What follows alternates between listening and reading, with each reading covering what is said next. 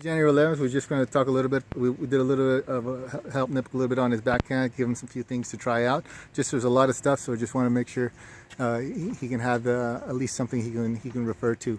So stand over here a little bit more. All right, so we talked.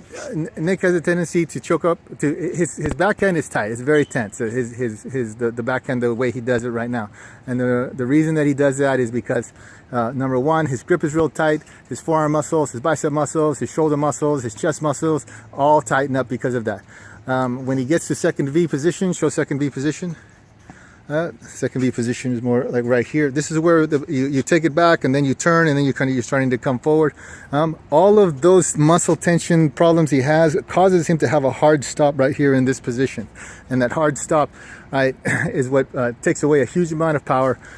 He leans back a little bit, so his arms get in the way of it. So the adjustments that we told him to give a try is first, number one, choke down on the racket. His original stroke is like choked up, like even higher than that.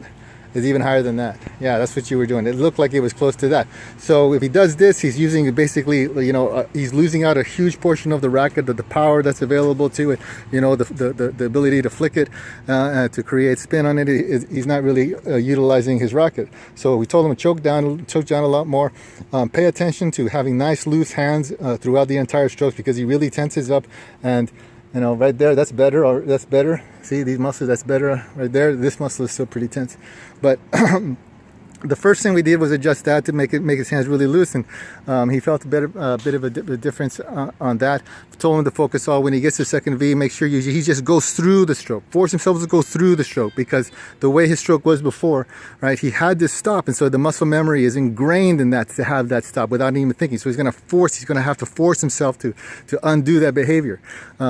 Also, too, we told him to lean forward a little bit, pretend that there's a hinge right here, and lean forward, back straight. His neck is going to be probably a little bit in front of his waist right there, but not leaning like a grandpa, like an athlete. Right? This will help him on some of the high balls and most of the and all the other balls, to have his arms hang down a little bit and get away from his chest. All right, because it looks like you're getting a little bit buff, right? So that helped loosen it up a bit too. Because of the muscle tension of his original stroke, the way his grip is, told him as he gets into contact point, gets into contact point, relax this arm. Make sure that the right arm just gets out of the way of the left arm, so when the left arm goes through. All right, what else did we talk about? Keeping the left arm loose all the way through. Yeah, well, yeah, the grip, keep the grip loose, and yeah, just try and keep everything loose. Keep everything loose. Try and go past two, right? Try and go past second V, and he may feel like he's losing, like track where the ball is, the timing of the ball. Just have him just go straight through that. Feel the hands loose all the way through. Feel the hand, and then also too, a tendency that people have to do when they try to undo tight grips is that they'll have them nice and loose at the beginning, and then they'll go forward into contact point, and as they get to contact point, they'll go ahead and they'll tighten up the hands. So I told him to pay special attention, extra concentration, so when he gets to the contact point, he makes sure he relaxes the hand. So that's going to help him with the right arm getting out of the way, because the right arm will be able to be loose enough to get out of the way, and the left arm just needs to extend a little bit more, because he changes the where he's gripping the racket on the positioning of the handle. His contact point also is going to shift, so he has to take that into account and make sure that he creates a bigger gap between him and the ball. All right, otherwise he's going to keep hitting. He's going to be hitting everything into the bottom of the frame.